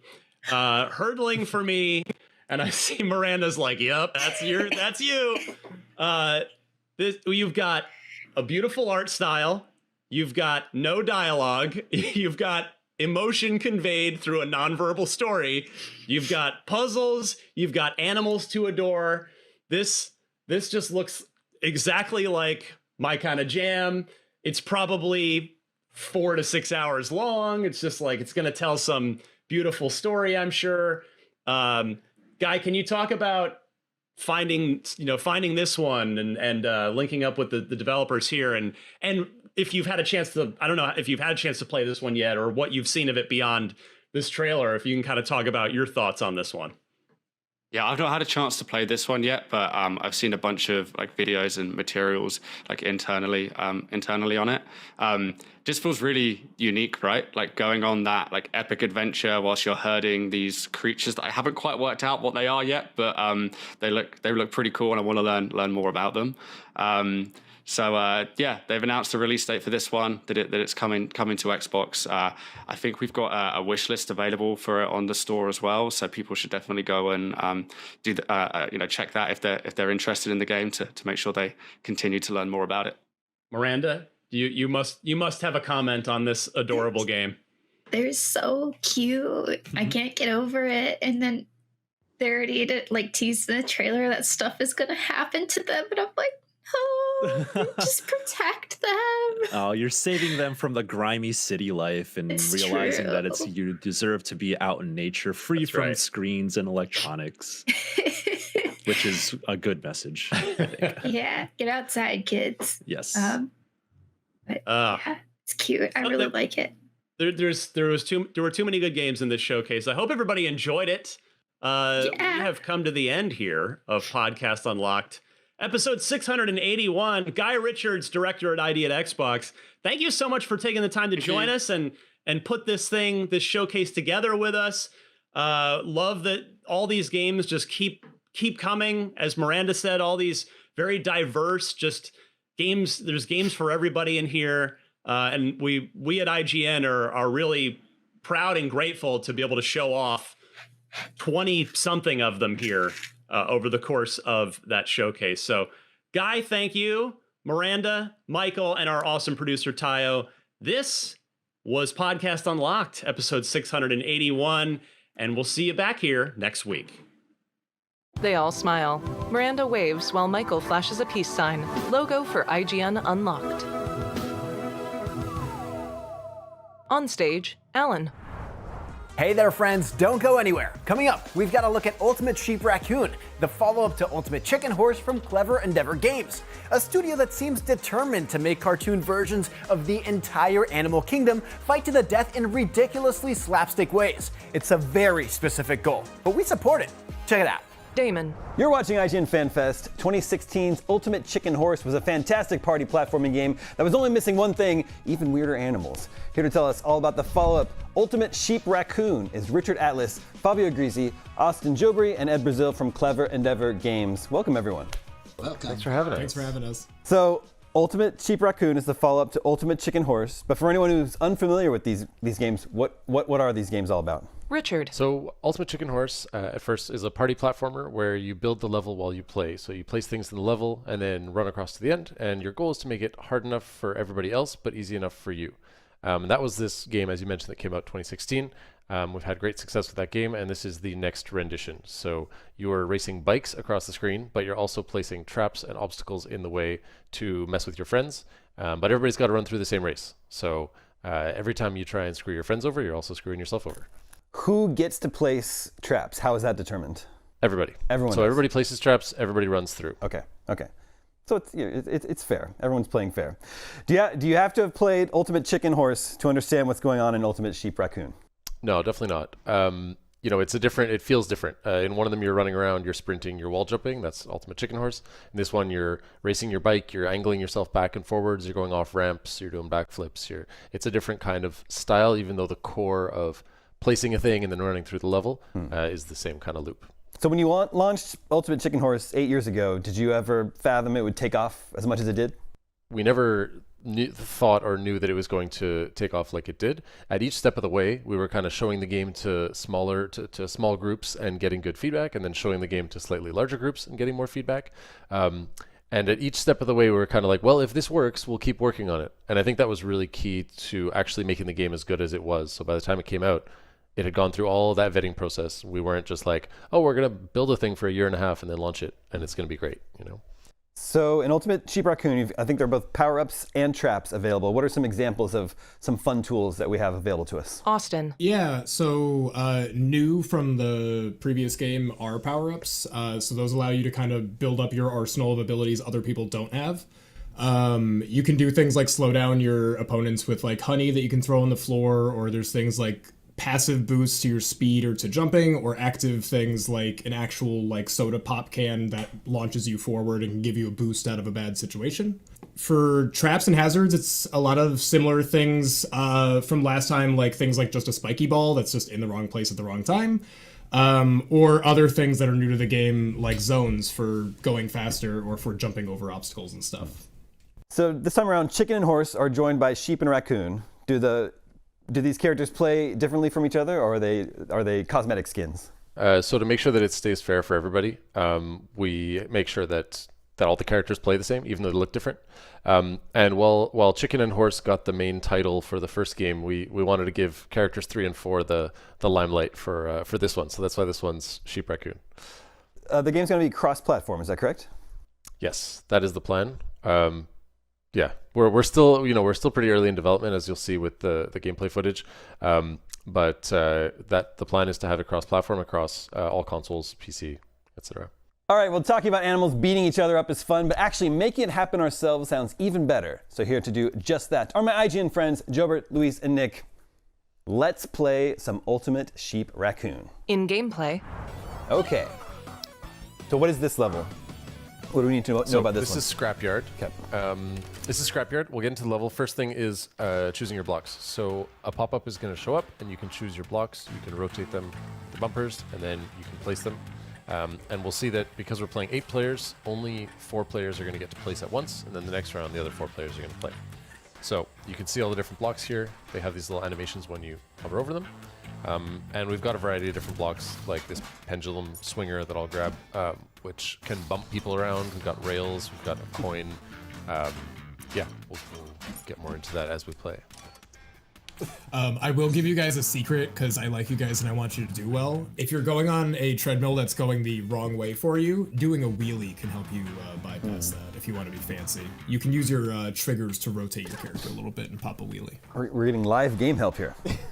So I want this fan to knock people into that thing, so... How devious of you.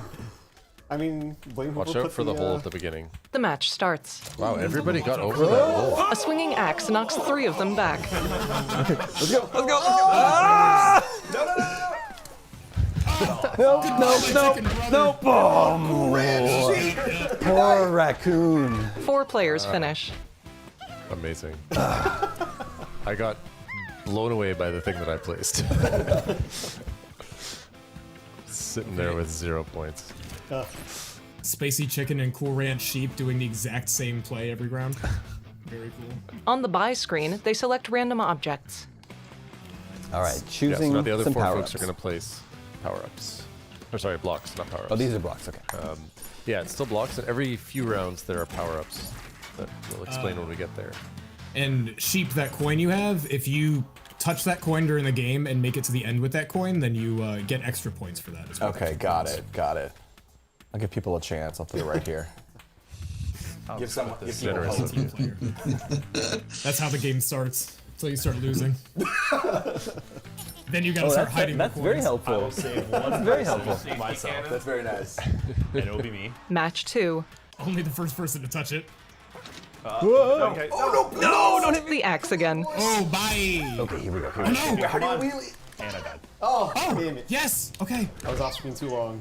Not dead. Oh yeah. Wait, who got the coin? I didn't even get the coin. One player falls just short. So close. Throw me a line. Look at that. Wow. Coin man. and the trick. Dang. And the first place. Big jump. I gotta do some more tricks. Raccoon. How do you even do tricks? I think when you jump in the air, you press. Okay. Yeah, LB, RB. Okay. You can like LB, spin RB. around. and- Okay. So now we'll get to pick between some power-ups. There's passive and active power-ups. When you hover them, they'll let you know if there's a Y or a B button you have to hit. If not, then it's just gonna happen passively. Power-ups last for the rest of the game, and they reset each round, and you can stack them. So if you take something like super speed or boost, if you take it more than once, like in a following power-up round, you'll have 2 boosts, or you'll have super speed, for example. They select a speed boost from a menu that looks like notepaper. And you can do tricks with the X button if you're on a Xbox controller, whatever the left face button roll is, up. if you're in the air. Wait for me. Right. Oh, finally, I'm gonna actually make it across. No! Oh, yeah! A different player dies just short of the finish line. Oh. Wow. I spoke too soon. Oh, jeez. I decided to do the trick at the very end. That was my demise. I haven't even crossed the finish line like once yet. Oh, jeez. Oh no. Just gotta do believe it. in you. I know. Go, horse. I know. You got it. Believe in I gotta dial in. You just need a first place with a coin, with a. Here, this coin's for horse. Horse is at the bottom of the scoreboard, like, I remember when it was my game. This would never happen to me in Ultimate Chicken Horse. Placement. The next match starts. Everyone scatters chaotically. One horse has rocket boosters on their bike. Where am I? Okay. Am I Okay. alive? Survived. Okay. What just happened? Definitively Why did I roll? did not survive. Oh no, you fell. You're alive. You're alive. You're alive. Wheelie wheelie. Yeah. No. Why can't I? Okay, here we go. There you go. It's got the umbrella. A raccoon glides to the finish line on an umbrella. Ooh, I'm it's moving up. Becoming a tight race here. Oh, Look at creeping. Yep. Money Horse Spicy Chicken's coming for you. that. Tied. Cool Ranch sheep Obstacle selection. on the way up. Cursors hover around. How can I actually help people? I guess I can't help. How can I actually help? Is not a thing you hear very much Give me no choice. in this game. What's the worst block right now? What can I get rid of? Right there. I think him. I think he is the worst block. Can you get rid of something that was just placed in this round? That's someone just So placed. right now you can because it's early, but that's actually a planned feature to stop that. Okay, They'll wait. have a little force to attack them. All right, first place. Let's go. I am dead. Back on screen. Let me back on screen. Hey, Koran Sheep, wait, show. Got knocked off. What? Come on, chicken. What the heck? Come on, chicken. Chicken! The chicken crosses the finish line last. Trick finish. Wow. Rankings are shown. I like the music. Okay, it's still. Oh, did my little flip not count as a trick? All right, cheap team, let's go. You might You have to might not have land like it. finished it in time, yeah. Okay. Try to pull one off at the very end. I think you got to do the double boost. I'm doing the same thing. I've been wasting my boost by using it right at the start and then ending up way behind everybody. Okay, here we go. Wasted my boost by forgetting I Oh my god, I am so fast. I cannot see myself. Hey, okay, slow down for a second, everybody. Let's just take a second. Let's chill out. A sheep dies as the lagging horse catches up. Yes. What? I boosted it right at the end. I think it might have gotten me there first. The rankings. Let's see it. Yeah, look at that. Wow. All right, come on, chicken. Things Let's are go up. changing. Stop. Oh my god, I dipped so far down now. A raccoon ranks up from 5th to 2nd. All right, no more of that, Rich. Oh, we'll see about that. Now I got double boost. Now I'm gonna get a coin that I'm gonna place somewhere that you're not gonna see where it is. Where we going? You don't have to destroy something if you don't want to either. You could just go into the air, but Yeah, you can just blow it up. oh no, that was such a mistake. Oh no. Yes, yeah. No! Oh, so I did trip it. Fell Did you off fall my into a bike. hole? I was going so fast. I don't know where I am. No, wait, get up there! Oh, no way! Cool The race. wall crawler! Not the wall crawl! One player is stuck below the course. Breaks that down to the day. I think that's me. I think that's me. There's still hope. Oh, so it's stuck. Keep going. Wait. You can hold. You can hold B. Hold B to reset. You can still do it. You can still have time. Oh no. Where to go? Oh, I have to start over? 13 seconds. Okay, here we go. 10 seconds. Go, You go, have to go. run it, Raccoon. Never give up. It glides on an umbrella. Oh my god. No, yeah! It finishes just before time expires. Oh my god. But I'm in last place. Get F. Come on. Yeah, I think like wall crawling should give me like 9,000 points. Imagine it shows you the text on the side. Wall crawling. Oh man, that was Haha, excellent. no, I'm gonna remove that. Yeah, we can pretend it's not a bug. At this point in development, there's a lot of coin out bugs here that for the become person who features. wins. You know? There you go. Oh wow. That's very generous of you. There you go. That's for me. Wow. Oh, so nobody take it. It's just Yeah. whoever gets my there coin. first. The group remains together. All right, guys, I'm not messing around this time. Good luck. No, me neither. Can everyone slow down for a Oh, second? I should have done that. Oh, Rich, you're so much smarter. I said, Oh, thank you very no, much. but I like the umbrella. You can just kind of Come on, horse, don't sail through the level. Stop touching that. There we go. 2 rounds remaining. Is that it, or is there really 2 rounds remaining? I think that might be it. Oh no, no. No, I think we got got time. place. The top 4 animals are almost tied. I'm cool. Yes. Money horse. No! Money Horse got a coin and instantly went to first place. It's like his passive ability. That's not. Disclaimer: not a real mechanic. Not a real mechanic. Okay. I'm going What's jetpack. the power up that's gonna win me the video game right now? Super jump. If you can control the jetpack, it's very powerful. But It's arguably too powerful if you're an expert pilot. Half the racers lag behind. Oh no! Oh, bad start. please. Uh-oh. I screwed myself. Guys, wait. Oh no. Who was that just won? Regular sheep? It might be okay. No, not over it. Money horse. Money horse. Yes. Oh. Okay, but that was not a high place finish at least. Who's Raccoon? So Yeah, I don't. I'm Raccoon. Oh, did you just like Mary Poppins your way? Yeah. Let's see. Let's see if that. Yeah. Oh my god. Oh, jeez. I added Real a trick sheep. to it. Real sheep. real sheep with the win. Cool Ranch isn't real. Cool Oh no, Ranch this is the match final round. ratio. Oh man. Okay. Okay, listen, this is it, lads. There's a lot of people who could win. There's like 4 people who cannot win. The rest of us have a real good chance. But those people are just going to try to sabotage everything. And I think I might Money Horse is on the lead. be one of those people. No, Money Horse, wait. Money Horse, be cool. Be cool. No, be cool, Money Horse. They place spiked obstacles after a speed boost. Oh yeah, right after that speed thing would kill like 4 people, I think. Oh Yeah, god. The right 4 people though, or the wrong 4 people? That's kind of the question. Not me. I'm going above, so it's the right 4 people. Bye. Oh, that was me. The sheep hits the spikes. Somebody touch that for me. Somebody touch that for me. Thank you. Only 5 racers are still in the running.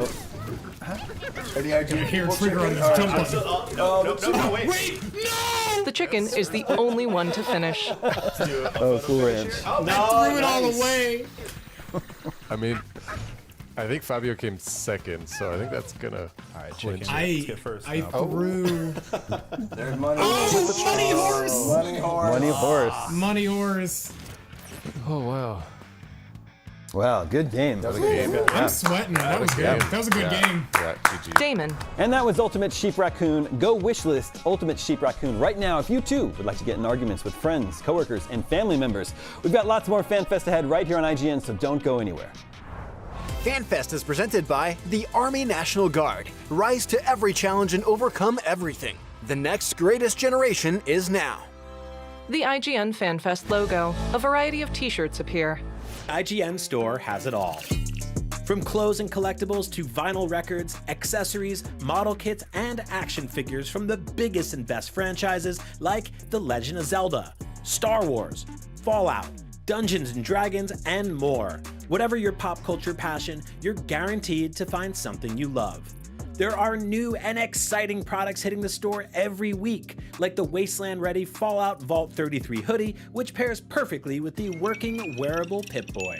Plus, high-quality IGN store exclusives like the powerful and spicy Star Wars Darkside Hot Sauce by Truff. We've even got merchandise for you to rock while tuning in to the IGN shows and podcasts you love. Or cap off a long day by relaxing to the soundtracks of your favorite video games, like Cyberpunk and The Last of Us. And the best part? You don't even need to leave the house to go there. Just head to store.ign.com and start shopping today. The IGN Store. You deserve it. Catch up on your up-to-the-minute gaming and entertainment news with IGN Podcast. What's up, everybody? Welcome to a very special episode of IGN Game Scoop. Game Scoop has you covered for all things gaming and the latest game releases. Obviously, we're going to do Game of the Year Watch. Tune into Podcast Beyond for the biggest PlayStation news. Y'all gonna have to let me cook, because these game devs need to learn a lesson. Everything Xbox on Podcast Unlocked. This is Steve Downs, the voice of Master Chief. Catch up with your Super Nintendos on Nintendo Voice Chat. Seth Macy's candidate for Game of Infinity. And get all the latest console news and rumors with Next Gen Console Watch. Now Xbox and Phil Spencer are even saying that a mid-gen refresh isn't even necessary. The Cinefix Top 100 podcast picks a movie every week to celebrate and debate. It's kind of every movie's grandpa. Check out the sophisticated tech breakdowns on Digital Foundry Direct Weekly, which is an absolutely beautiful game. And dip into the business of games on the GamesIndustry.biz microcast. We are going to be digging into the biggest stories of the past week. IGN Podcasts. The IGN logo.